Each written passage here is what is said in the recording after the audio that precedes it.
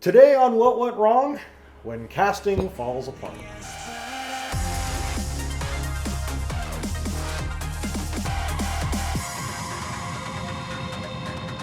Hi, I'm Rhett Mauser, and I made over 40 feature films, and I've had a few problems from casting from time to time. Today we are joined by Ryan Olsen, one of my former students, who has made a couple short films under his own, and I'm sure you eventually hope to take it to the feature length level.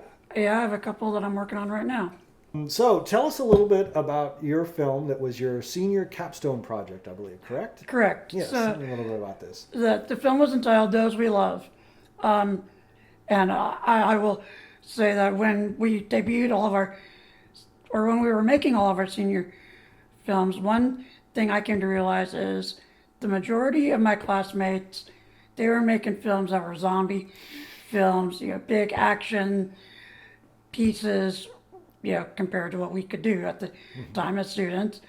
And something just irked me about it. I said, well, there should be a little bit more of a variety in the types of films. And so I decided earlier on, I wanted to do a drama. And for some reason, this idea of an abused young woman who no one's listening to, and the abuser turns out to be a member of her family, just stuck in my head. I think if I remember right, it was a project for one of the classes. And just couldn't get out of my head, and I kind of say, fine, screw it, I'm just gonna do that one. I'll be the one lone person. And when asked about what made you do this film at the senior showcase, I said jokingly, one too many episodes of Law and Order SVU, which was partly true, but something told me it'd be good to showcase a different type of film than a lot of the seniors were putting out there. Yeah, and as the professor of that class, I've actually mentioned it here before, where I see a lot of the same stuff. A lot of people would be promoting drugs or something, and it'd be like they were trying to shock me, I guess, or trying to do something shock. And it's like, look, I've seen it all before. Just you're not doing anything fantastic. You're not doing anything that I haven't, that hasn't been done before. So well, and the other thing to me was, okay, I am only a college senior. What do I have the ability to make?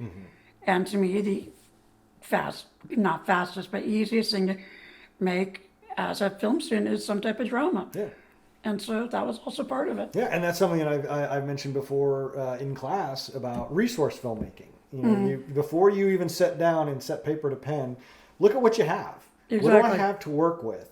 That way I'm not putting all this load on my shoulder, having to run and get a bar and get 20 different extras and do this and do that. Just look at what you have and go from there. Yeah, and so I remember when I wrote it, I was like, okay, minimum number of characters.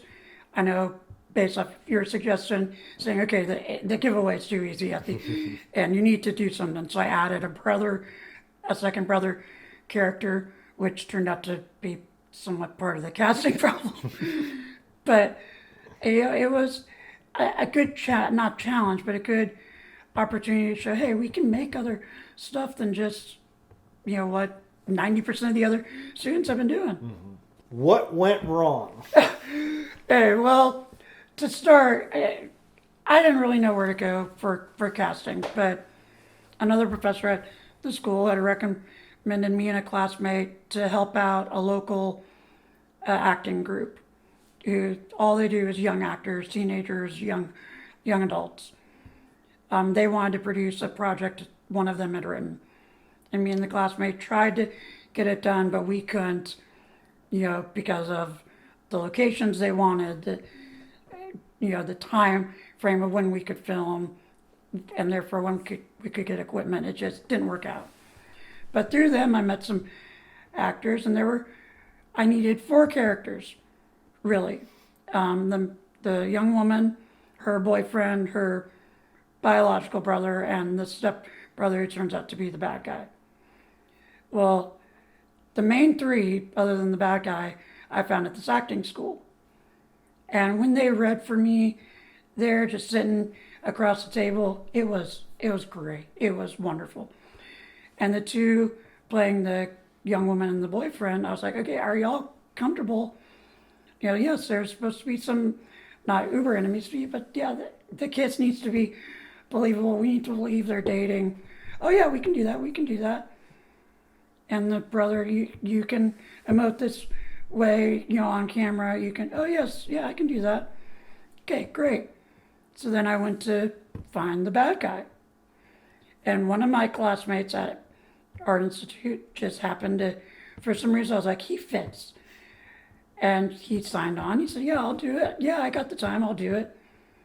We did a table read. We were about a month and a half, 2 months out from shooting. And turned out he had some family problems going on, as well as some school issues, and he had to drop out. Who the hell are you going to get to replace, one of your main characters? I finally said, screw it. I wrote this as a bad version of myself. I'll just play him myself. I can't afford to even pay another person because I was paying the actors some. I can't afford to pay another person anyway, so I'll just do it myself.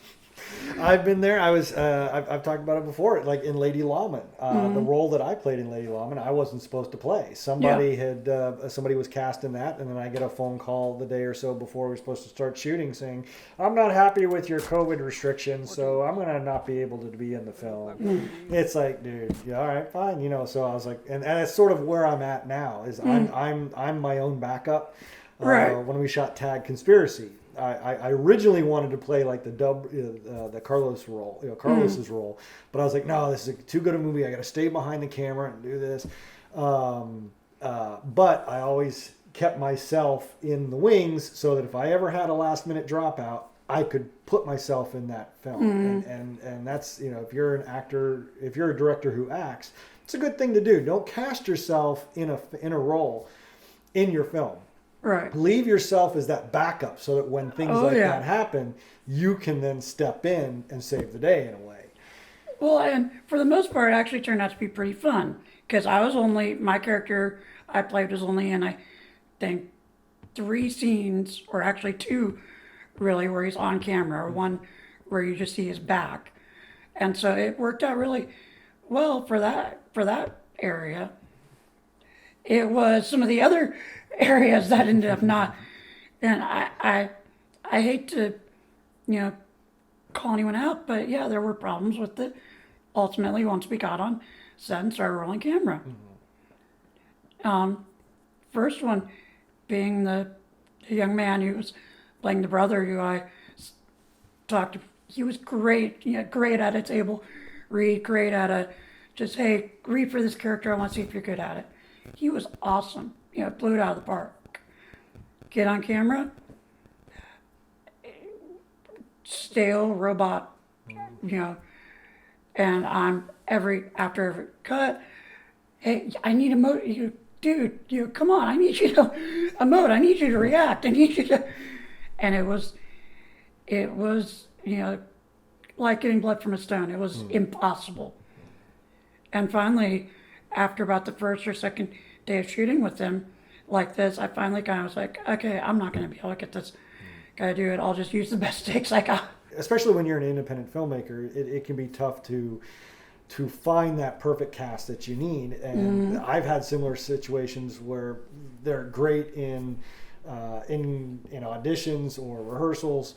In our film Shadow Dragon, many years ago. God, it's coming on like 20 years ago now. We had a guy who was almost like the person. He had a Chris Tucker personality. He was Chris Tucker. But when you turn the camera on, right, it was like, well, where'd it go? Where exactly. did the magic? And what happened to the magic? But I've also had the reverse of that happen with a friend of mine, Ernest Martinez, who was in Lady Lawman, and he's been he's been working with us for since 2004, and he'll tell this story all the time. He was asking me when I cast him in Dog's Life. He's like, "Why did you cast me?" I was like, "Let me tell you something, Ernest. Your auditions suck." But when I put you in a car with DeMarcus, and yet that chemistry is there, and you're playing off of each other, you're great. So that's why I don't audition you anymore. Right. So it can go either way. Yeah. You never know what's going to happen, and it's tough when you get on set, and now, it's now set in stone. It is now, you are now in that period where what you do is now forever, and it's not coming out. What do? You know, and being an independent filmmaker, sometimes, you know, especially when you're just watching that clock tick down, it's just like, I gotta go. Yeah, exactly. I gotta go. I gotta take what I can and move on. And at that point, you do have to understand that the film's not, at that point when you make that decision, you are now declaring the film's done. It's not going to be what I imagined it to be.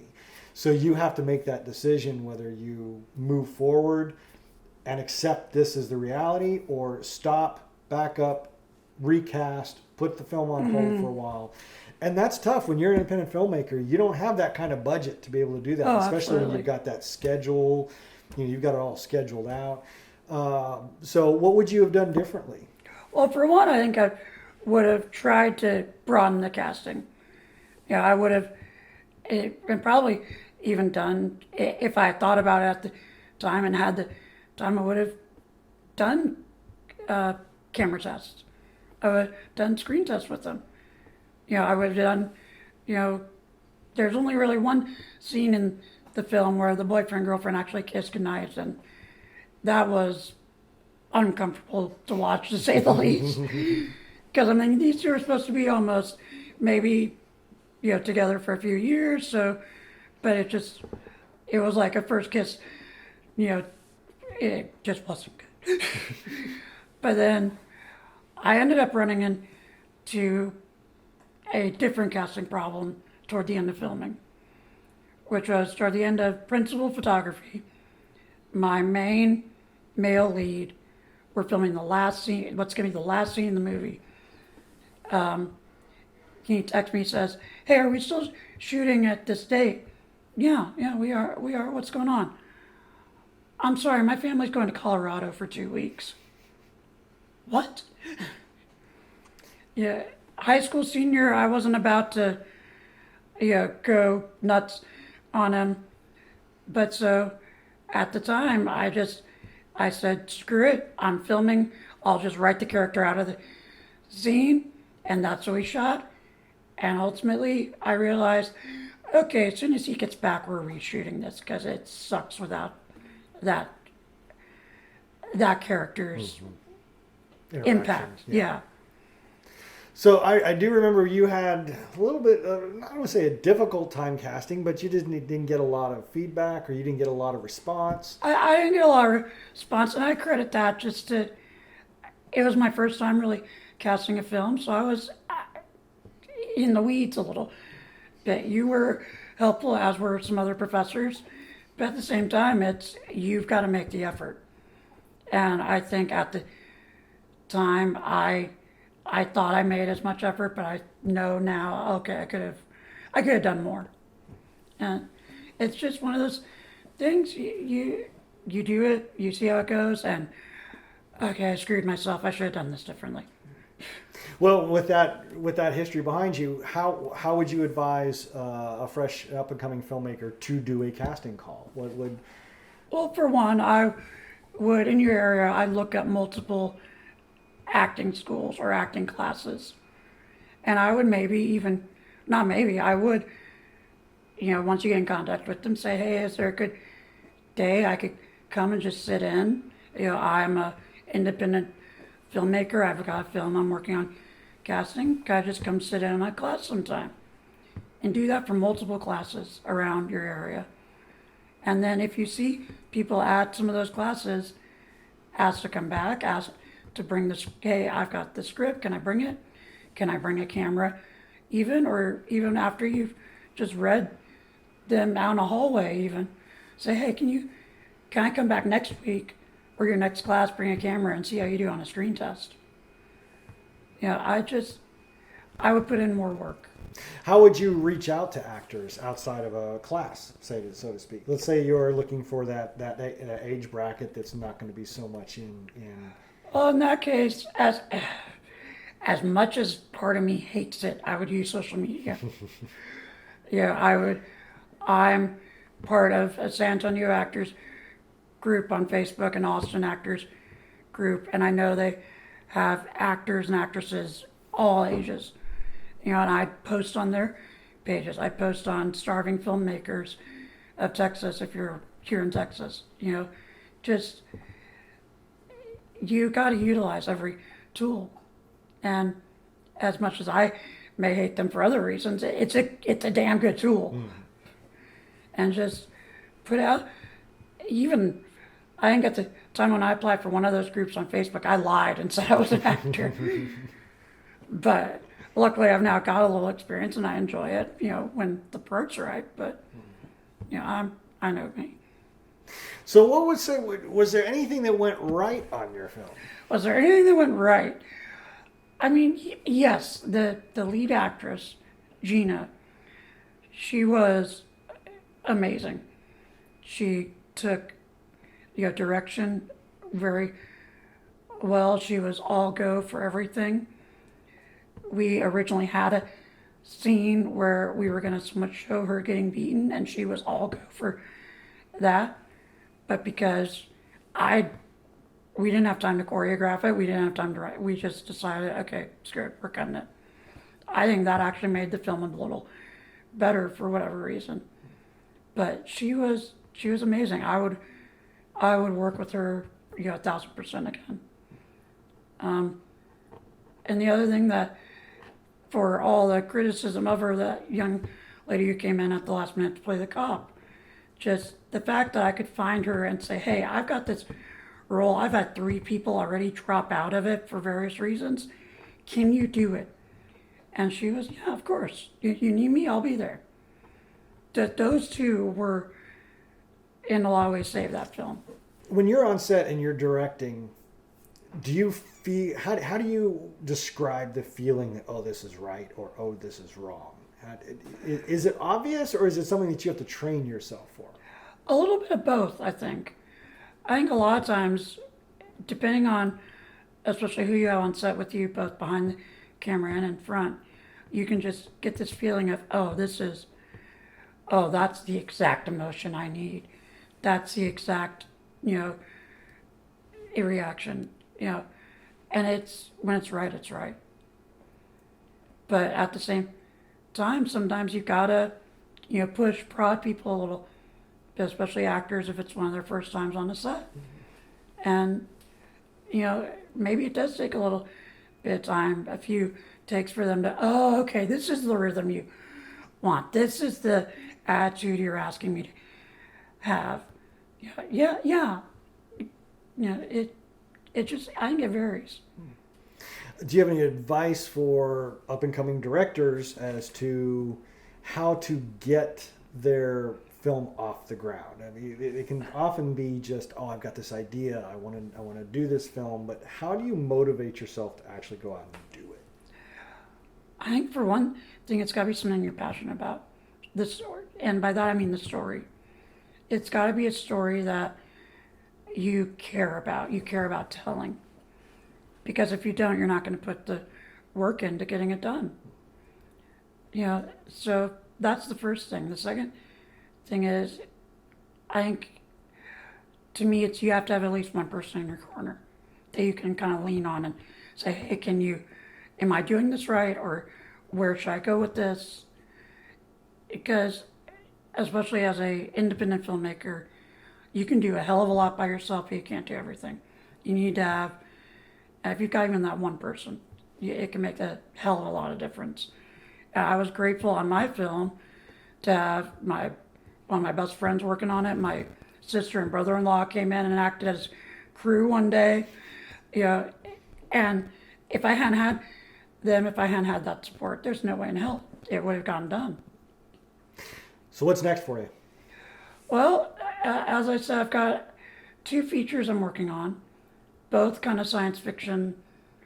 One's, we've discussed, a War of the Worlds adaptation, but taking it from late Victorian England to the same era, but out west. It's one of my favorite science fiction stories. I think it's resonated because H.G. Wells wrote just a masterpiece of a story. And I'd love to see it put onto film at some point. And the other one is one I more recently started thinking about when I started thinking how could I make a sci-fi horror for almost not no money, but without ever showing a monster? And thinking a little bit in terms of Alien, you never see the alien until the very end. And I think that's, to me, one of the best things in horror is the imagination of it. You never actually seeing something. So I've got another film that's partly inspired by the works of one of my favorite horror sci-fi writers, H.P. Lovecraft, that I'm working on. I've almost got the story totally done. Then I'm going to do the script, and it's one I would love to also put on the film and even act in. One of the roles I, again, based on myself, and it's one I think would be a lot of fun to do. And also, the way I wrote it, actually pretty easy. Because you almost never see a monster in it. You just hear them. So, hopefully that's where I'm going next. Any last wrap-up advice for filmmakers? Anything that you see people doing over and over again that you think you need to set them straight?